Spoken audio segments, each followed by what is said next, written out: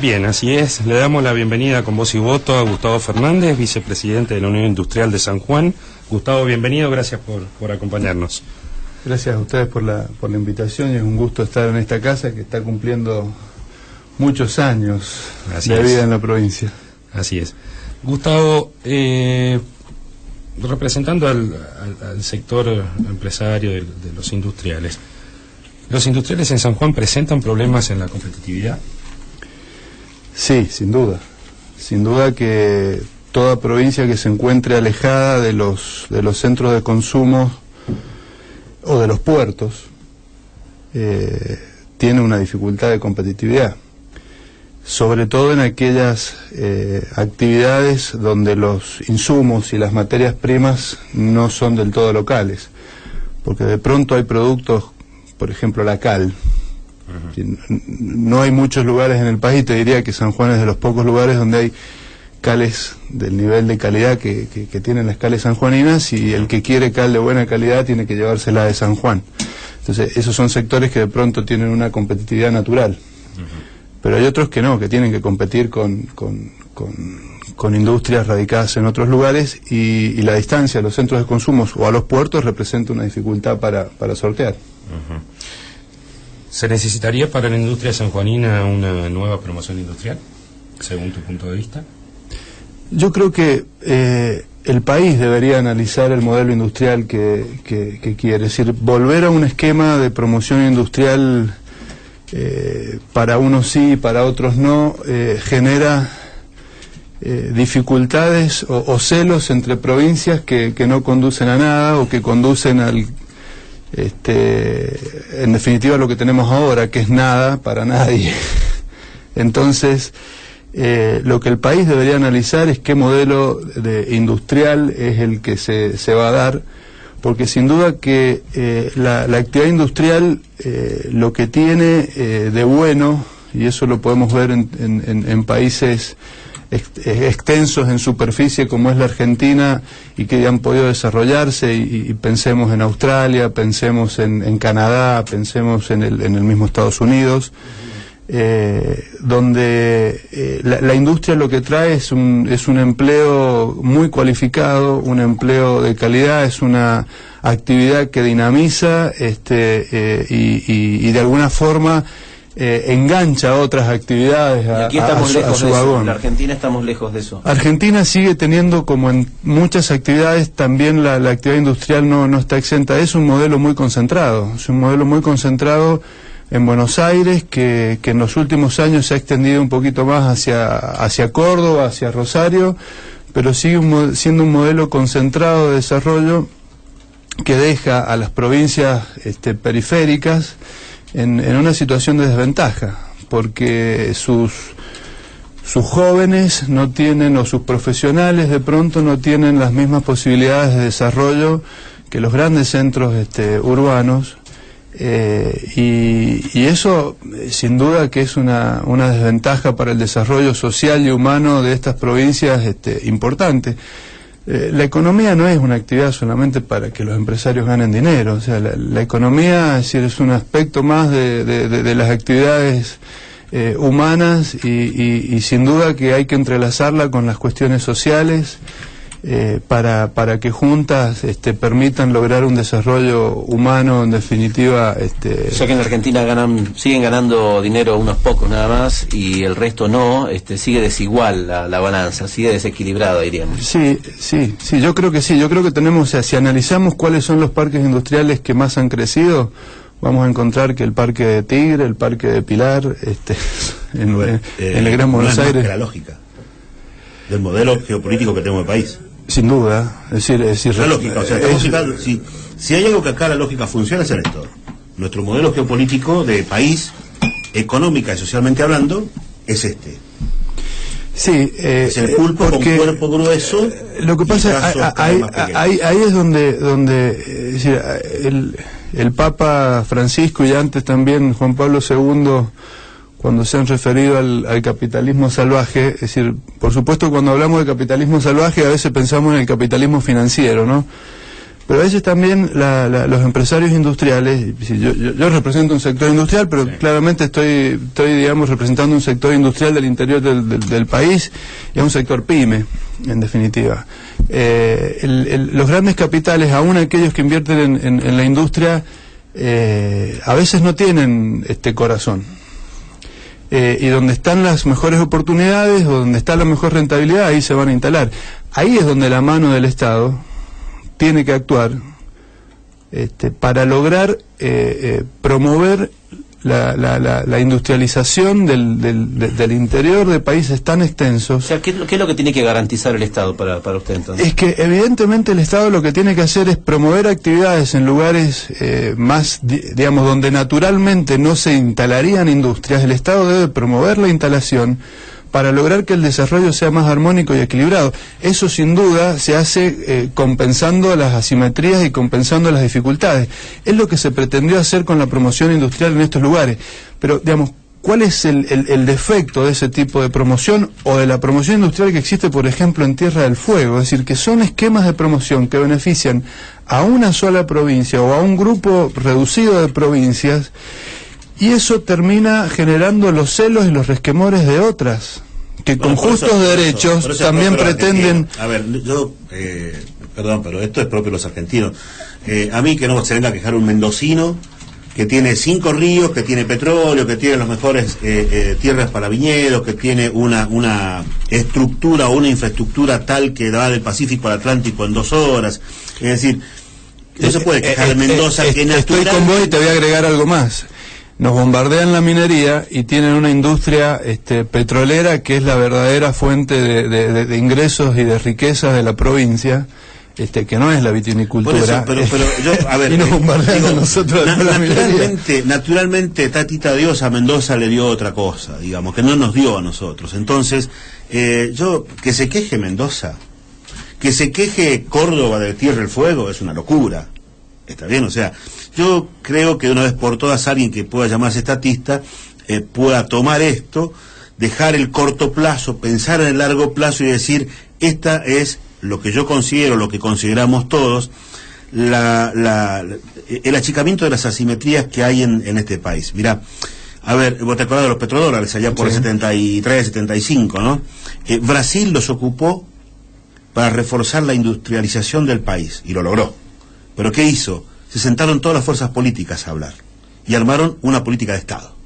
Nosotros, con Martínez de Hoz, lo ocupamos para que el dólar no se nos fuera. O sea, pensamos en el argentino de la vuelta de casa. Esta es la diferencia, o lo que nos diferencia. Entonces, ustedes siempre me han escuchado que yo digo, vivimos de corto plazo. La ansiedad a nosotros nos mata. No pensamos en 5 años más adelante. Nunca vamos a tener una promoción industrial. Si seguimos igual, seguimos pensando igual. 13 de septiembre, ¿Día de la Industria, hay que festejar algo o no? A ver... Día de la Industria sanjuanina, perdón. El Día de la Industria sanjuanina, el Día de la Industria a nivel nacional se celebró, no voy a decir se festejó, pero se celebró el 2 de septiembre. Aquí en San Juan, el 13 de septiembre se conmemora el Día de la Industria porque justamente fue el día en que se fundó la Unión Industrial como entidad, digamos, que representa exclusivamente los intereses del sector industrial. La ex Unión de Empresarios Industriales de San Juan. Exacto. Que este año cumple 35 años y, a ver, no hay muchos motivos de festejo como sí lo han habido en años anteriores y en esto el otro día la ministra de Industria de la Nación se refería a los años que han pasado y ciertamente han sido buenos años para el sector industrial, incluso para el sector industrial pyme. Hoy, sin duda que las condiciones macroeconómicas del país no son las mejores para las perspectivas que tiene el sector industrial, y en esto, digamos, disentimos con la ministra, pues no nos podemos quedar en la película del pasado. La actividad empresaria necesariamente no vive del pasado, vive de la expectativa a futuro. O sea, el empresario siempre está mirando para adelante. Gustavo, un acuerdo ahí que hablas de Débora Giorgi, un acuerdo con el gobierno en materia de costo de flete, ¿ayudaría a la situación actual? Tremendamente. De hecho hay una prueba, si lo que pasa es que se está experimentando en una escala todavía reducida y te diría una escala piloto, en esto que es, digamos, el tratar de reflotar el ferrocarril como medio de transporte para la industria. ¿Pero es más autobombo esto? ¿Es más político de anuncio o es real? No, que está volviendo el ferrocarril a las vías argentinas y nos va a ayudar en traslados. Está funcionando el ferrocarril, pero insisto en lo primero que dije, es decir, la escala de este servicio es todavía una escala reducida y una escala piloto. Los costos son realmente significativamente menores para lo que cuesta transportar en rutas.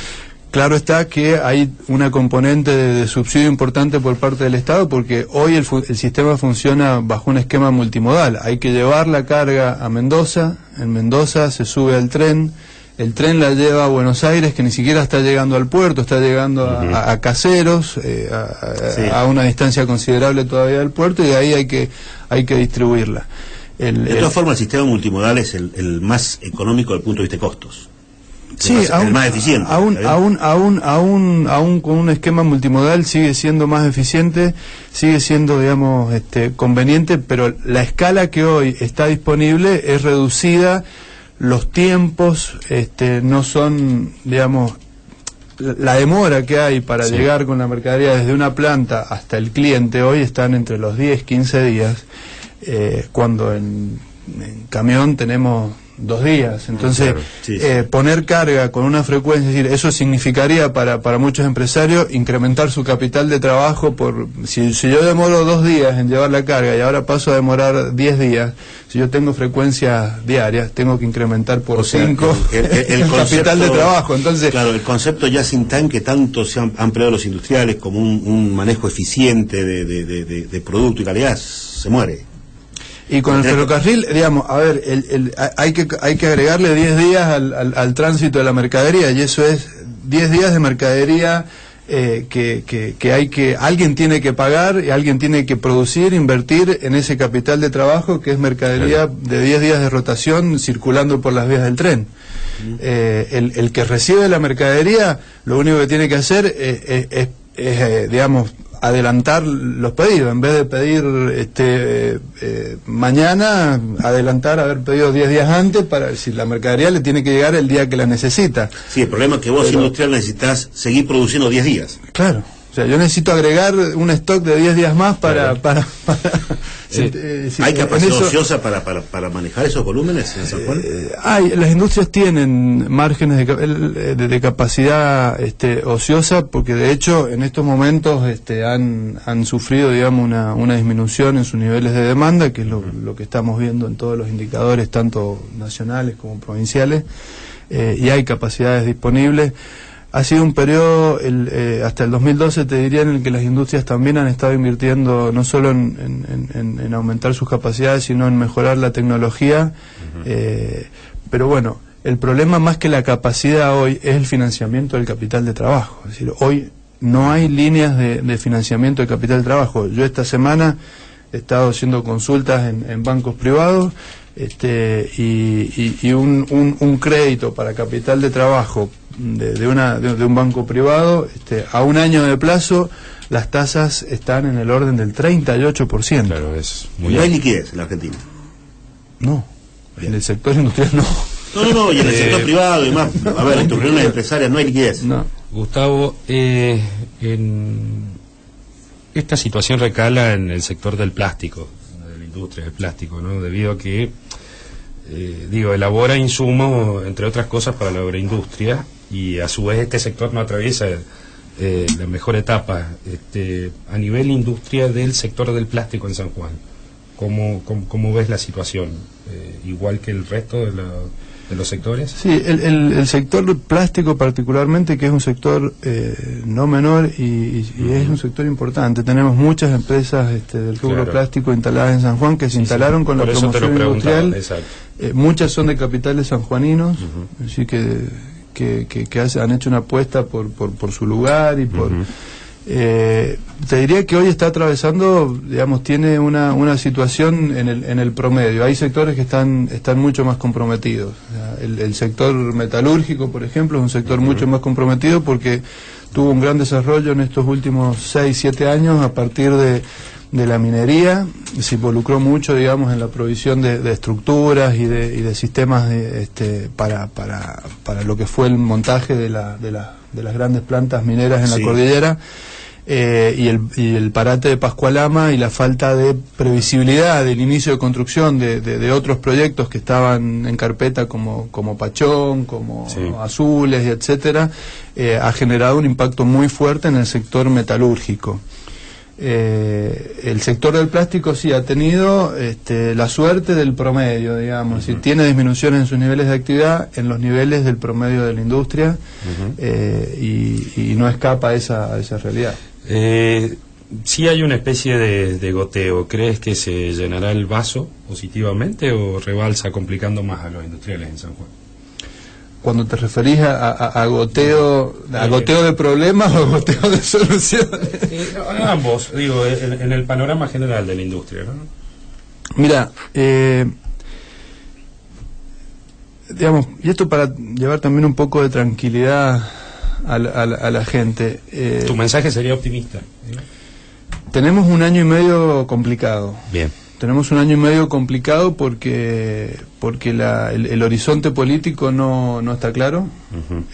No está claro. O sea, hasta que termine este gobierno nacional va a estar difícil la cosa, estás diciendo. Y si me preguntás hoy, te tengo que decir que sí, digamos, no está claro qué va a hacer el gobierno. O sea, parecía que iba para un lado a principio de años. Es decir, quería arreglar con todo el mundo, arregló con el Club de París, arregló con Repsol, hizo una corrección en el tipo de cambio que venía bastante atrasado, pareció que parecía pretender sincerar los números del INDEC, parecía que quería dejar la cosa más o menos ordenada y hacer una transición desde lo económico ordenada para el próximo gobierno.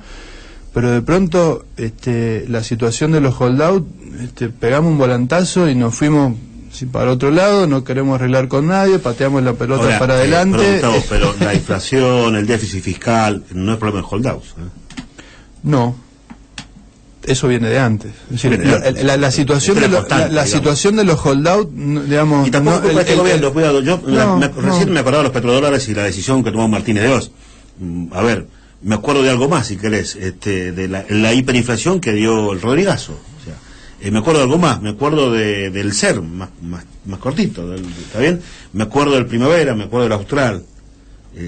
¿Qué más? No, la hiperinflación. El tema de los holdouts está claro que no es la causa. Es una cadena de malas no es la causa de los problemas que tenemos. En eso coincido absolutamente con vos. Constante Argentina. Pero sí, el entrar en un camino de acuerdo en este tema es una llave para la solución de los problemas, porque en el fondo, vos lo has mencionado, el problema que hoy